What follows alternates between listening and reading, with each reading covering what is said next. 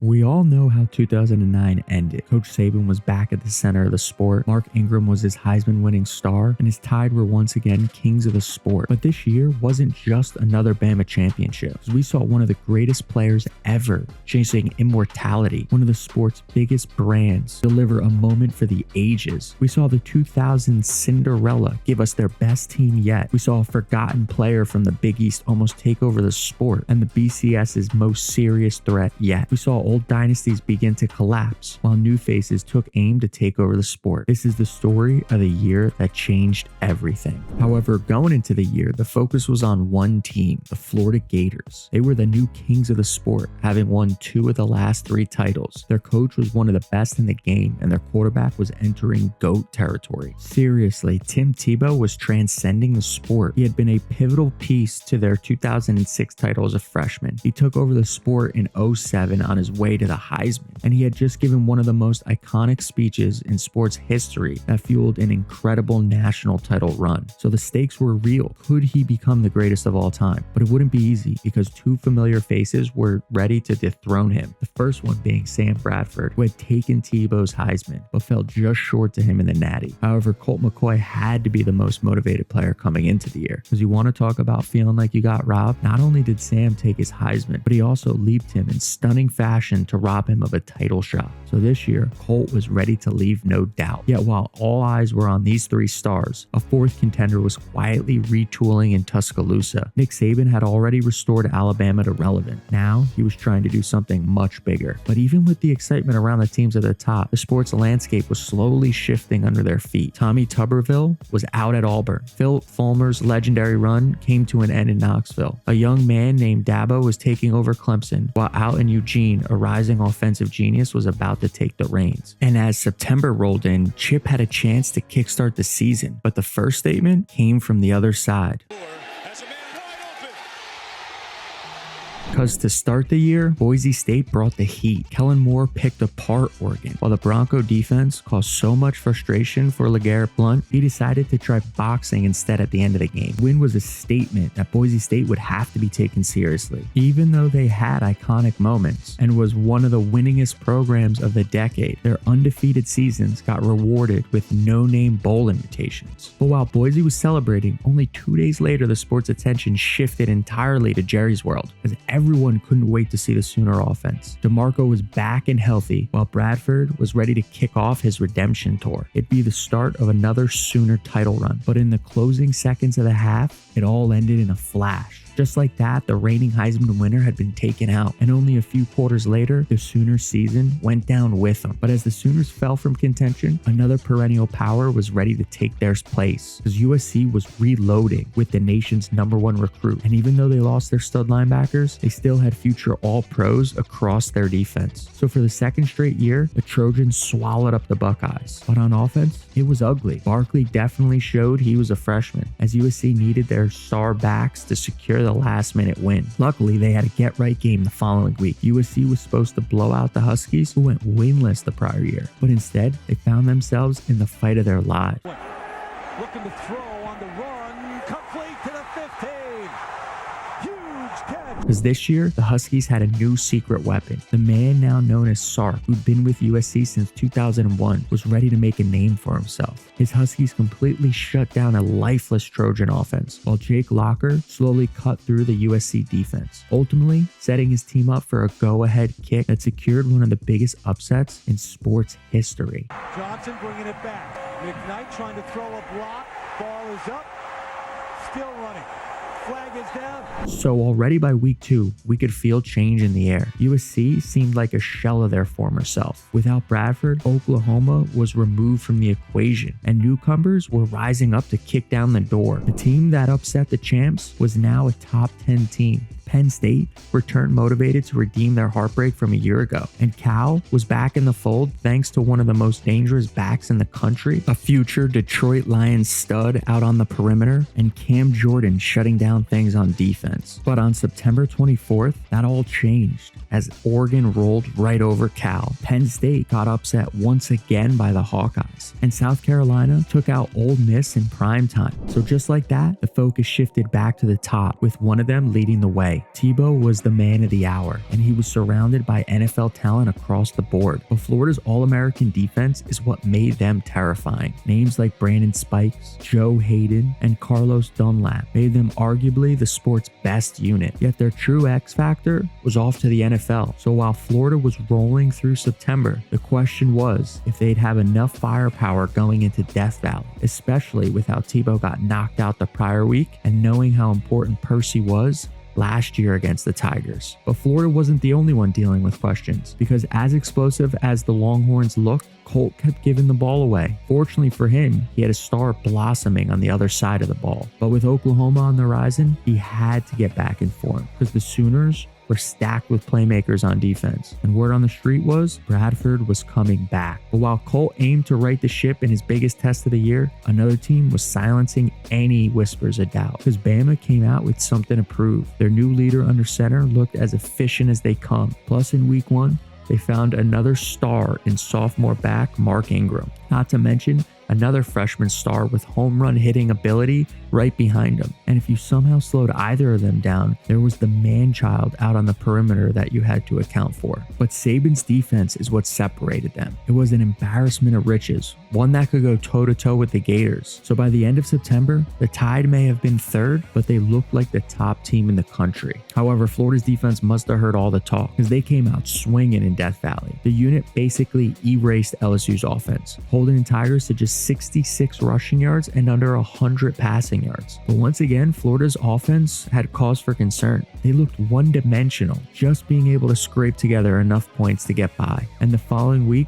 those issues quickly turned into DEFCON level 1 concerns, because the Florida offense was killing them. It was one turnover after the next, and outside of Tebow, a non-existent run game. The poor play let Arkansas hang in there before they ultimately took the lead in the fourth. If not for some clutch throws by Tebow, along with several missed opportunities from Arkansas, the Gators season likely ends right there and then. So while the Gators were ranked 1, the top spot seemed up for the taking. And as the number 2 team, Texas was in position to take it. Jordan Shipley looked sensational against Colorado, while Earl Thomas was now fully blossoming into an All-American. But like Florida, they too seemed vulnerable. Their run game was questionable at best. And while Colt was making big-time throws, he continued to struggle with those turnovers. But he had a chance to put all that to rest as he locked horns with Oklahoma. Bradford was back. A trip to the Natty once again was on the line, at least for one of them, and we surely were going to get fireworks just like last year. Instead,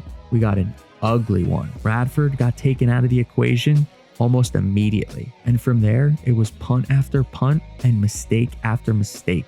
Luckily for Colt, his defense took over the game as the star unit. They held the Sooners to negative 16 rushing yards and had 5 turnovers, and ultimately they bailed out McCoy's worsening turnover problem. So while Texas escaped with the win, they looked anything like a sure bet national champion, especially when compared to what was happening out east, because Alabama started absolutely rolling. They steamrolled Ole Miss by nearly 20 before doing the exact same to South Carolina the following week. Ingram was turning into a real problem. In just those 2 games alone, he put up over 450 yards, and that Alabama defense was firmly looking like the most terrifying unit in the country. Nothing could stop them, except for possibly college football's youngest coach, because on October 24th, he was on the cusp of shocking the world. For nearly 60 minutes, Tennessee seemingly couldn't gain an inch on the Tide, but neither really could Alabama. They were sleepwalking to a win. And then, in the final 3 minutes, all hell broke loose. After Ingram's fumble, Tennessee finally punched in a score, and then miraculously recovered an onside kick. Suddenly, over 90,000 were in full panic mode. Could the 33-year-old really derail the unstoppable Tide? It seemed unfathomable until Daniel Lincoln lined up for the game-winning kick. Lincoln for the lead. Blocked again! Oh my!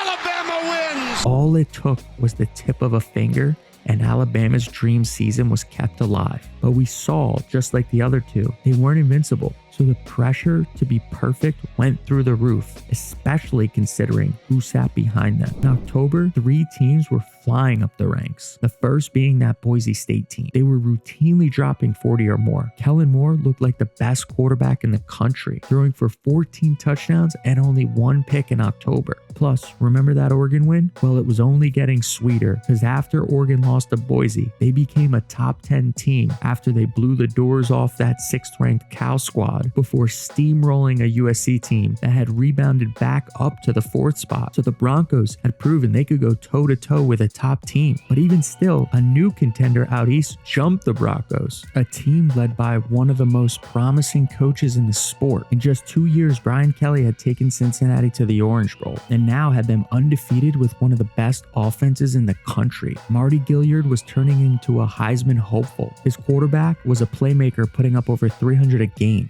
And even when Tony went down with an injury, his backup stepped right in and looked like just as much of a threat as he did. But for as good as they looked, they weren't as complete as the next team out west because the Red Rifle had the Horned Frogs firing on all cylinders. Now in his junior year, Andy Dalton was operating a top offense in the league, and they were racking up wins against quality teams. One of those teams being the Clemson Tigers, a team that was on a run by the end of October, having upset the 8th-ranked Canes thanks to CJ Spiller's brilliance, putting them in position to make a run at the ACC championship. And it wasn't just one quality team. Remember that BYU team that took out the Sooners? Well, TCU rolled them by 30. And while Andy's offense was impressive, the defense is what made TCU the most interesting of the 3. Because while Boise was scoring, they were also letting up big scores to average teams. Same with Cincinnati's defense, who wasn't all that impressive. But TCU's defense was legit a top unit in the country, anchored by Jerry Hughes, an All-American wreaking havoc in the backfield. So this combination of a high-powered offense along with a top-tier defense had TCU looking like they could be the first non-Power 5 team to get a title shot. Plus, with the 3 top horses looking vulnerable, history was on the line going into November. And right away, Texas was put to the test because they had to travel to Stillwater to face a top 15 Cowboy team, a team that was merely seconds away from upsetting Texas just last year. And this year, Zach Robinson was ready to right that wrong. Instead, it'd be possibly the worst game of his career as the Longhorn defense dominated, going for 4 picks in a 27-point rout that had them snag the 2nd spot. But Alabama was ready to one-up Texas because the following week, they welcomed a top 10 LSU team, a team that may have lost to the Gators, but since had outscored their last 2 opponents 72-10. And they came out the gates firing against the Tide, shutting down Alabama's offense as they built a 5-point lead going into the 4th. But eventually, Ingram broke them down before Julio put the final nail in the coffin. With the win, Bama passed their final real hurdle and cleared the path for one of the most highly anticipated rematches. But while we knew one of those 2 would take at least 1 spot, the 2nd spot wasn't quite locked down, even if Texas got rolling, because we all knew they weren't immune to late season chaos. And they still had to go into Kyle Field on Thanksgiving, along with a Big 12 championship game, where one of the most dominating defensive players the sport's ever seen was waiting for them. So locking up that 3rd spot behind Texas couldn't have been more important. Boise had the inside track ever since the Oregon win, but when they let their foot off the gas against Louisiana Tech, it was a killer because Cincinnati was from the Big East and they were surging. That is until they almost choked away a 20-point lead against an unranked UConn team. So after they barely escaped West Virginia, that spot behind Texas was TCU's for the taking because in November, there wasn't a hotter team. Andy's offense was averaging over 50 points per game, while Jerry's defense was smothering opponents, highlighted by their complete annihilation over 16th-ranked Utah. TCU could feel the momentum taking them towards history, but for as good as they were, their fate was in the Longhorns' hands. And by the time Thanksgiving rolled around, Colt was now looking like the best player in the country. He threw for nearly 500 yards against UCF, dropped 40 on Baylor in the first half, and most importantly, eliminated his turnover problem entirely. Playing at this level, nothing could stand in Texas's way until Gerard Johnson almost derailed everything because he came out firing, putting on an absolute clinic in the first half. But Colt McCoy went full Vince Young mode that day, responding every time Gerard put the pressure on and securing the win, seemingly evaporating TCU's last chance. Until one day later, a 7-4 Auburn team almost changed the course of history. Going into the game, the Tide had already locked up the SEC championship game. But while they had their eyes on Florida, the Tigers came in with one goal in mind as they sprinted out to a 14-point lead. And even when Bama inevitably clawed back, the Tigers responded, taking a shocking lead into the fourth. For nearly 60 minutes, the Tigers had mostly locked up Alabama stars. The Tide's title hopes hung in the balance. And even worse, their Heisman favorite was banged up on the sideline, but a future first rounder was his backup, and they had the nation's best receiver on the perimeter. The two stars willed Alabama down the field, putting them within striking distance before McElroy capped off a championship-level drive with a game winner. Thanks to the drive, the Tide escaped still perfect, and after Florida smashed the Seminoles yet again, all eyes set on Atlanta for a matchup with the ultimate stakes on the line. It was Tebow's chance to go to 3 title games in his storied career, a chance for Urban to already jump up amongst the sport's greats. Ingram had a chance to wrap up Alabama's first ever Heisman for a back, while Saban had the opportunity to become the first coach ever to make a title game with 2 different schools.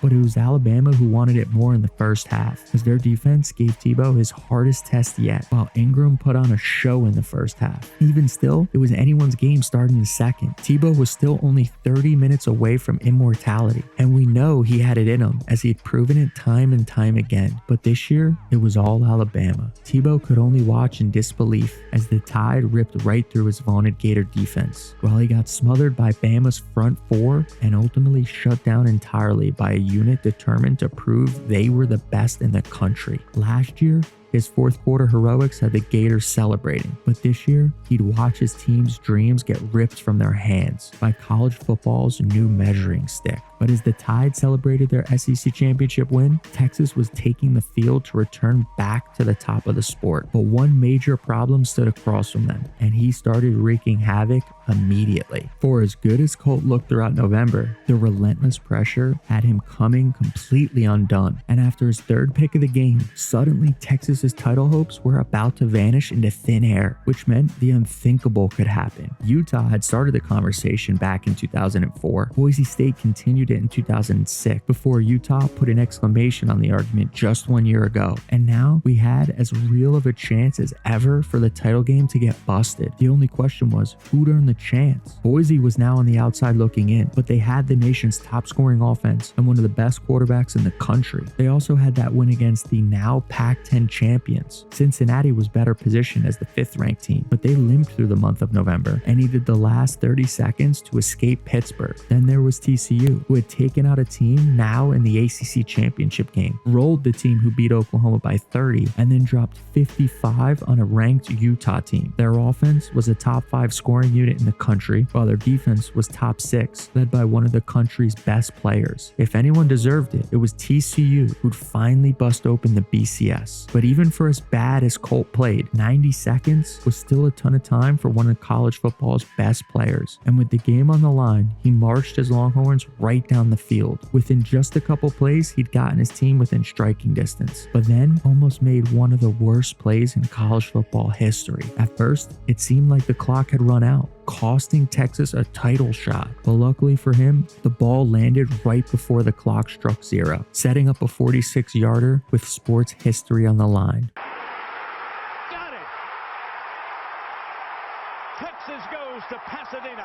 The kick could not have been more important. Not only did it secure Texas's 2nd title appearance in 5 years, but it also denied TCU a chance to finally be that non-Power 5 team to break through. Nevertheless, we got the matchup most people wanted. Saban's defensive powerhouse, loaded with blossoming offensive stars, including the newly crowned Heisman winner, against Colt McCoy's explosive Longhorns, with a defensive unit that showed all year they could be a difference maker. It was 2 of the sport's biggest brands on the biggest stage. 2005 vibes were in the air, and we were all hoping for a sequel. But instead, the air was sucked right out of the stadium within the first 5 minutes. In just his 5th play, Colt McCoy was taken out of the game. It was absolutely devastating, ending 4 years of sacrifice in a single moment. In his place came a true freshman who was quickly overwhelmed by Bama's ferocious defense. The momentum shift allowed Bama to seize control as both Ingram and Trent ran right through the gassed Longhorn defense. But Gilbert didn't have any quit in him, marching the Longhorns back with a chance to shock the tide. However, Bama's talent eventually was inevitable, breaking through to deliver the final dagger and cement the Tide's return back to the top of the sport. But this moment was way more important than just Bama raising the title. In hindsight, it marked a monumental shift in the sport. Not only did it mark the beginning of a new era, but it also marked the death of another. Colt was gone, and with him went an 11-year run of success that the Longhorns are still chasing to this day. Florida joined them as their 4-year run was officially dead. As Tebow was gone, Urban followed shortly after, and the Gators haven't even come close to those heights ever since. But above all else, this year marked the death of the team of the 2000s, a dynasty that had a chance to play in 4 straight championship games and produce some of the sport's biggest stars, was now officially lost to history by the end of the year. On the flip side, the void gave way to teams that would eventually become the future of the sport. Chip Kelly was on the cusp of brilliance in Oregon. Dabo Swinney wouldn't be too far behind in Clemson. Brian Kelly was off to greener pastures in South Bend, and Jimbo Fisher was about to usher in a new era in Tallahassee. But most importantly, with a BCS record, 6 teams finishing the regular season undefeated, the playoff system was all but guaranteed. All in all, making 2009 one of the most important years in the sport's history. Thanks for watching, and if you like this video, I think you'll love this next one up on the screen now.